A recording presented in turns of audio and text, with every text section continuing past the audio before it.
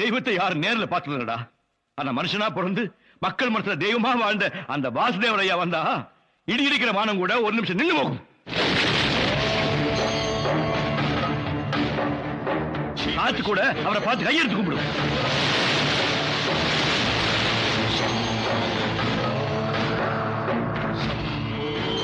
சுத்தமான மழை துளி கூட மண்ணில் விழுந்தா கலங்கிடும். ஆனா வாசுதேவராயர் வாழ்ந்த மண்ணில் விழுந்த யாரும் எப்பவும் எதுக்கு கண்காணும்? நீதி கேட்டு மண்டிரவங்களை தான் நீ கேள்விப்பட்டிருப்பேன். ஆனா நீதி, நேர்மை, தர்ம, நியாயம் எல்லாம் வாசுதேவராயர் காலில் விழுந்து மண்டிருந்தா